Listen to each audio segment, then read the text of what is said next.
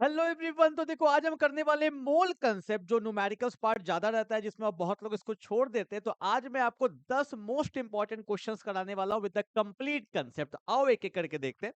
तो देखो भाई, सबसे पहला क्वेश्चंस आता है एम्पेरिकल फॉर्मूला वाला। ऐसे क्वेश्चंस बहुत बार आ चुके हैं नीट में। देखो क्या बोला गया है। An organic compound contains 78% by weight carbon है and remaining percent is of hydrogen. ठीक है, ये दिया हुआ है।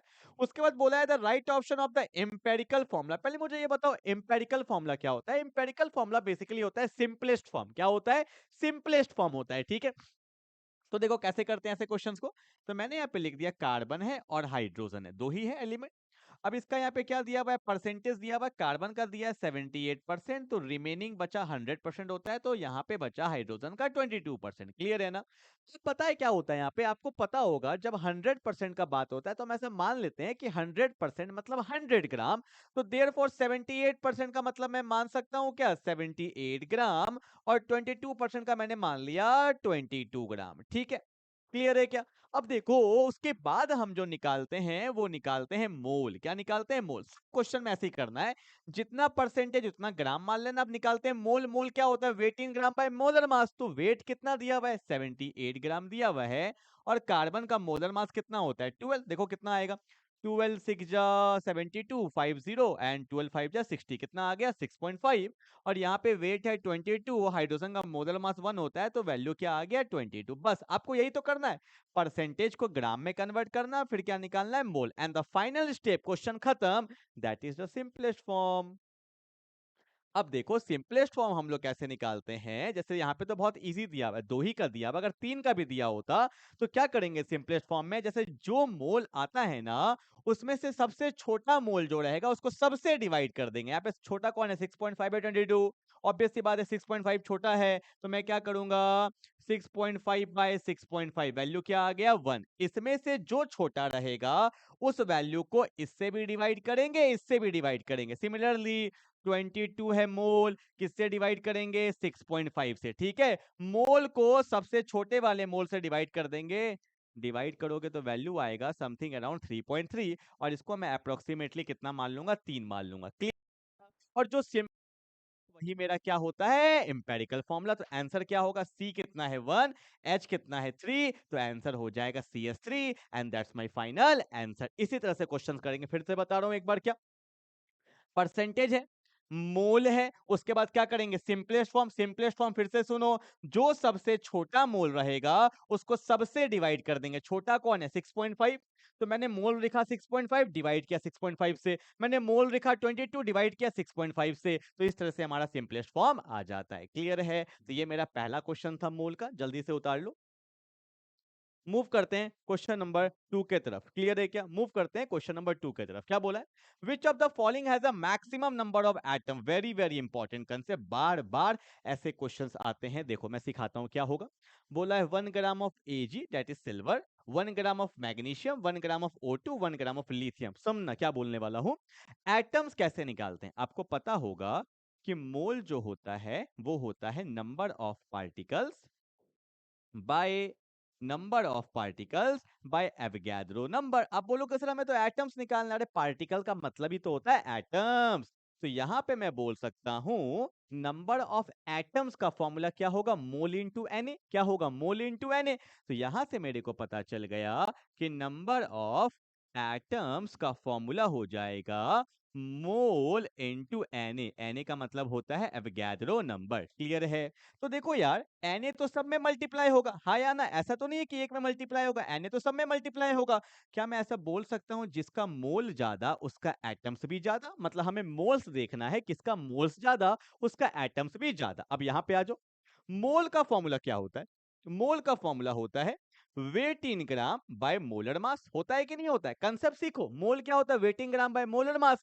तुम देखो वेट सबका क्या है? कॉमन है। मतलब वेट तो सबका कॉमन है, तो इसको हटा दो। ठीक है, तो आपको देखने को क्या मिला कि मोल जो है वो इनवर्सली प्रोपोर्शनल है मोलर मास के। किसके? मोलर मास के। मतलब मैं ऐसा बोल सकता हूं, जिसका मोलर मास सबसे कम होगा उसका वैल्यू क्या होगा? सबसे ज्यादा। क्योंकि जिसका डिनोमिनेटर सबसे कम होता है उसका वैल्यू क्या होता है? सबसे ज्यादा। 1/2 और 1/3 में ज्यादा बड़ा कौन? 1/2, क्योंकि उसका डिनोमिनेटर कम होता है उसका वैल्यू, सॉरी, जिसका डिनोमिनेटर कम होता है, जिसका डिनोमिनेटर कम होता है उसका वैल्यू क्या होता है? ज्यादा। और जिसका डिनोमिनेटर ज्यादा होता है उसका वैल्यू क्या होता है? कम। तो हमें चेक करना है जिसका मोलर मास सबसे कम उसका मोल सबसे ज्यादा, और जिसका मोल सबसे ज्यादा उसका एटम सबसे ज्यादा। तो चेक करो ना, Ag का मोलर मास 108, Mg का 24, O का 16 होता है तो O2 का कितना हो जाएगा? 32 हो जाएगा। लिथियम का 7। तो सबसे मोलर मास कम किसका है? लिथियम का। तो आंसर क्या हो जाएगा? लिथियम। ठीक है। ऐसे क्वेश्चंस बार बार आते हैं, तो अप्रोसी को वेट अगर सेम है तो क्या देखेंगे? जिसका मोलर मास कम उसका मोल सबसे ज्यादा। क्लियर है? जल्दी से उतार लो, उतारते चलो भाई।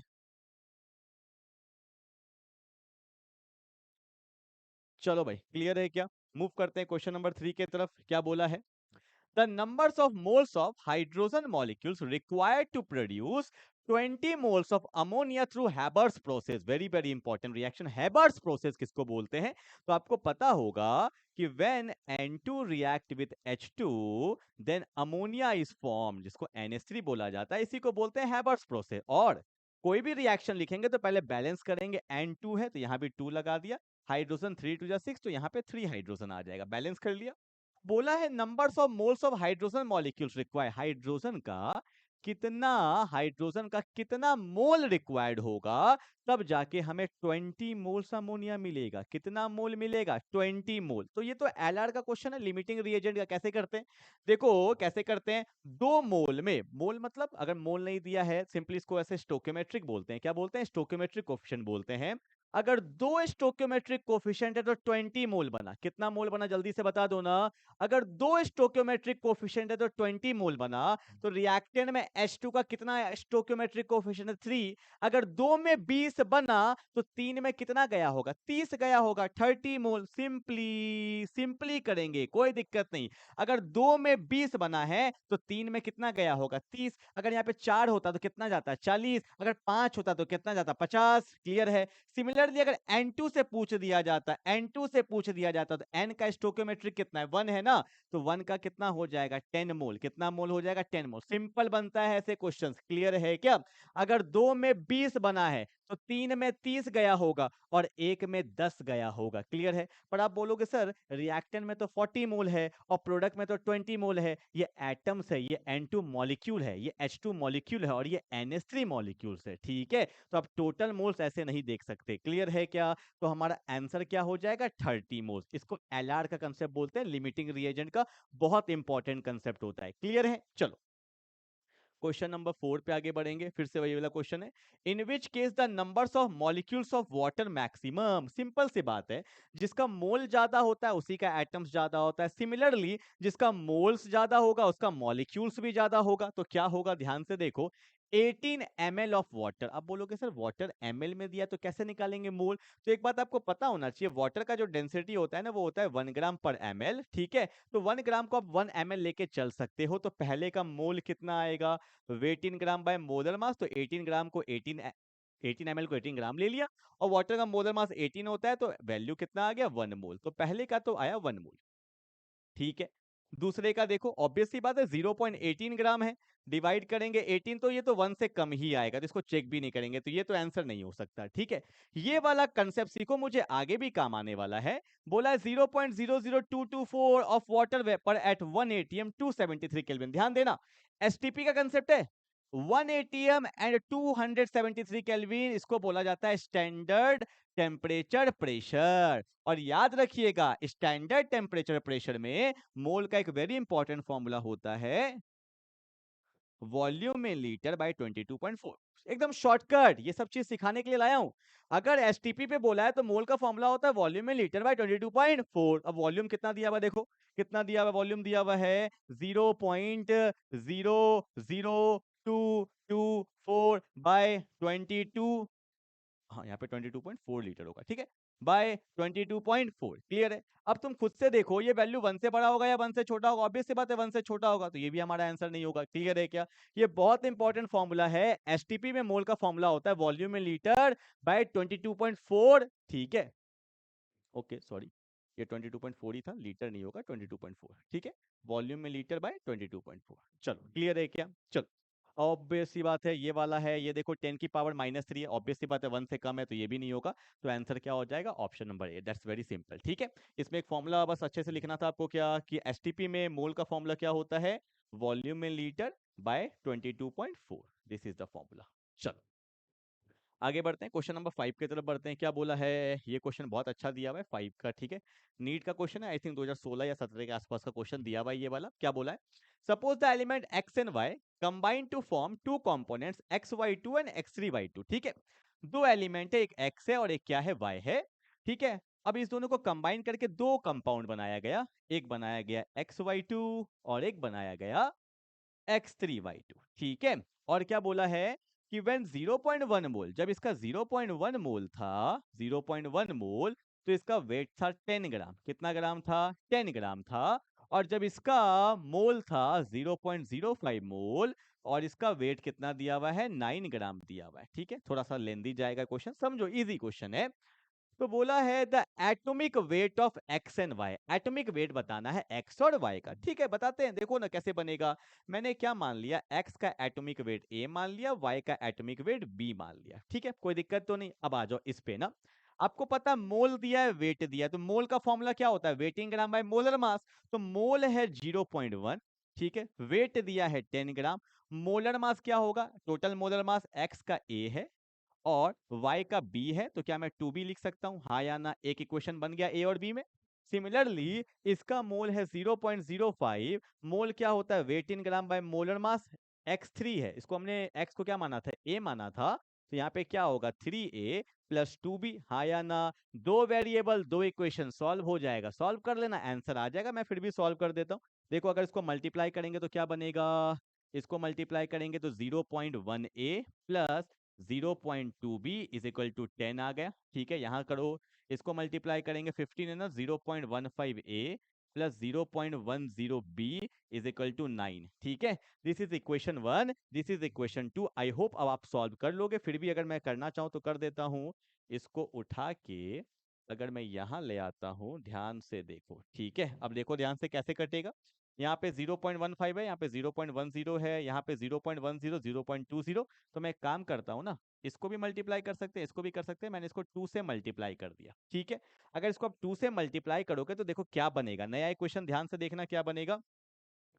ये आ गया तुम्हारा 0.30a प्लस ये आ गया 0.20 या 0.2 भी लिख सकते हैं, b इज इक्वल टू 18। ठीक है, अब देखो अगर मैं इसको इससे माइनस करता हूं तो 0.30 0.10 तो क्या होगा? 0.2a या 20 भी लिख सकते हो, इससे ये तो कट जाएगा। तो वैल्यू 10 से 8 गया तो 8 बचा। तो यहाँ पे a का वैल्यू क्या आएगा? 8 बाई 0.2, पॉइंट हटाएगा 0 तो वैल्यू आएगा 40। a का वैल्यू तो 40 है, a का वैल्यू 40 है, तो a का वैल्यू 40 इसी में दिया है, तो b ऑटोमेटिकली 30 आएगा। आप सॉल्व करोगे b ऑटोमेटिकली 30 आ जाएगा। ठीक है, इक्वेशन बनाना आना चाहिए था, तो वैसे क्वेश्चन बहुत इजी दिया हुआ है। क्लियर है क्या? चलो आगे बढ़ते, क्वेश्चन नंबर 6 की तरफ बढ़ेंगे फटाफट से। क्या बोला है? The numbers of water molecules maximum, ही वही क्वेश्चन रिपीट हो गया यार। जिसका मोल्स ज्यादा उसका मॉलिक्यूल्स भी ज्यादा। बोला है 1.8 ग्राम, तो इसका मोल क्या होगा? 1.8 बाय 18, 1 से कम है, 1 से कम है। ठीक है, यहाँ पे 18 ग्राम है, तो 18 बाय 18 1 मोल, ये ज्यादा है इससे, तो ये तो कट गया। 19 मोल्स, ऑब्वियस सी बात है, तो ये कट गया अभी तक। 18 मॉलिक्यूल्स, ठीक है, आपको पता है यहाँ पे मोल्स है, और यहाँ पे क्या है? 80, मतलब यहाँ पे वाटर का 18 मॉलिक्यूल्स है, पर यहाँ 18 मोल्स, सॉरी 19 मोल्स है। तो ऑब्वियस सी बात है मोल्स में ना, मोल्स में जब Na मल्टीप्लाई करते हैं तब जाके एटम्स एंड मॉलिक्यूल्स निकलता है। तो ऑब्वियस सी बात है Na का वैल्यू तो 6.022 इंटू 10 की पावर 23 होता है, तो ये तो बहुत ज्यादा हो जाएगा। तो आंसर क्या हो जाएगा? ऑप्शन नंबर सी, 18 मॉलिक्यूल्स, पता 18 पीस वाटर है। ठीक है, पर यहाँ तो भाई मोल्स है, एक मोल्स में कितने पार्टिकल्स होते हैं? ठीक है, उसको बाद इतने सारे मोल्स है, 19 है, ये तो बहुत ज्यादा बड़ा हो जाएगा। ठीक है, तो ऑप्शन नंबर क्या हो जाएगा? सी। नाउ ये क्वेश्चन देखो ध्यान से, ये वही वाला है, एसटीपी वाला देखो दिया हुआ है ना। When 22.4 litre H2 is mixed with Cl2, तो H2 को मिक्स किया गया Cl2 के साथ, तो आपको पता है HCl बनेगा, बैलेंस करेंगे तो 2 मोल ऑफ HCl बनेगा। इसका कितना दिया हुआ है, 22.4 लीटर दिया हुआ है, इसका दिया हुआ है 11.2 लीटर दिया है। तो बोला है कि HCl का कितना मोल बनेगा, वही एलआर वाला कंसेप्ट है, पहले इसका मोल निकालो। एसटीपी पे मोल कैसे निकालते हैं, वॉल्यूम इन लीटर, 22.4 है, डिवाइड बाय 22.4, तो वैल्यू कितना आ गया, इसका आया 1 मोल। ठीक है, अब इसका दिया 11.2 लीटर डिवाइड बाय 22.4, वैल्यू कितना आ गया, 0.5 मोल। ठीक है, आ गया दोनों का। अब हमें ये पता होना चाहिए कि रिएक्शन इसके हिसाब से काम करेगा या रिएक्शन इसके हिसाब से काम करेगा। इसके लिए हम लोग क्या निकालते थे, एलआर, लिमिटिंग रिएजेंट, यही हमें बताता है रिएक्शन किसके हिसाब से काम करेगा। एलआर क्या होता है, मोल बाय स्टोक्योमेट्रिक। देखो मोल क्या है 1, स्टोक्योमेट्रिक भी 1 है, इसका मोल क्या है 0.5, स्टोक्योमेट्रिक कुछ नहीं है तो क्या है 1, दोनों में छोटा कौन, ऑब्वियस सी बात है ये छोटा है, तो जो छोटा होता है, सुनो एलआर कैसे निकालते हैं, मोल बाय स्टोक्योमेट्रिक, मोल बाय स्टोक्योमेट्रिक, जो छोटा होगा मतलब पूरा रिएक्शन उसी के हिसाब से काम करने वाला है, मतलब रिएक्शन Cl2 के हिसाब से काम करेगा। तो Cl क्या बोलता है, Cl बोलता है कि अगर एक स्टोक्योमेट्रिक कोफिशिएंट है तो 0.5 मोल बनेगा। कितना मोल बनेगा, सॉरी यहां ध्यान देंगे थोड़ा सा, ठीक है। एलआर बता दिया कौन रिएक्शन में डोमिनेट करेगा, कौन करेगा, Cl। अब Cl के हिसाब से रिएक्शन चलेगा। Cl बोलता है अगर एक स्टोक्योमेट्रिक कोफिशिएंट है तो 0.5 मोल बनेगा। कितना मोल बनेगा, 0.5। पर यहाँ पे कितना स्टोक्योमेट्रिक कोफिशिएंट है, 2। अगर 1 में बनता है 0.5 तो 2 में कितना बनेगा, 1 मोल बनेगा। जैसे हमने किया था ना हैबर्ट्स प्रोसेस में, वहां पे उल्टा था, यहाँ पे उल्टा दिया है, 1 में 0.5 तो 2 में कितना, 1 मोल, तो आंसर क्या हो जाएगा, 1 मोल ऑफ HCl। पर यहाँ पे दो दो वैल्यू दिया हुआ था, तो हमें पहले पता करना था कि रिएक्शन किसके हिसाब से काम करेगा। अगर आप इसके हिसाब से काम करते तो 1 में 1 बनता, तो 2 पे 2 बनता, आप तो 2 मोल मार देते। बट नहीं, इसको पहले चेक कैसे करते हैं, एलआर। एलआर क्या होता है, मोल बाय स्टोक्योमेट्रिक, जो छोटा होगा वही मेरा रिएक्शन को डोमिनेट करेगा, वही रिएक्शन को चलाएगा। तो Cl था, एक में 0.5 तो 2 में कितना हो जाएगा, 1। That's my final answer. Clear है क्या, चलो आगे बढ़ते हैं भाई, मोल कंसेप्ट अच्छा टॉपिक है। क्वेश्चन नंबर 8 बोला है 0.6.02 into 10 की power 20 molecules of urea are present in 100 ml of its solution. The concentration को मोलैरिटी बोला जाता है, और मोलैरिटी का फॉर्मूला होता है मोल्स ऑफ सॉल्यूट, क्या होता है, moles of solute by volume of solution in litre. ठीक है, तो वॉल्यूम तो ml में दिया, इसको लीटर में कर लेंगे, पर मोल्स तो निकालना पड़ेगा। एंड मोल्स का फॉर्मूला क्या होता है पार्टिकल्स के टर्म में, नंबर ऑफ पार्टिकल्स कितना दिया है, 6.02 इंटू 10 की पावर 20, अभी बताया था bye Avogadro number. Avogadro number क्या होता है, 6.02 इंटू 10 की पावर 23, ये कट जाएगा, ये कट जाएगा, तो वैल्यू क्या आ गया, 1 बाय 10 की पावर 3। ठीक है, मोल आ गया, तो मोल कितना आया, 1 बाय 10 की power 3। By volume in litre 100 ml दिया, ml को लीटर में करेंगे डिवाइड बाय 1000, हाँ या ना। तो देखो 10 की पावर 3 से 10 की पावर 3 कट गया, तो वैल्यू क्या हो जाएगा, 1 बाय 100, तो क्या होगा, पॉइंट देंगे 0 0 0, तो वैल्यू आएगा 0.01 मोलैरिटी, ऑप्शन नंबर डी।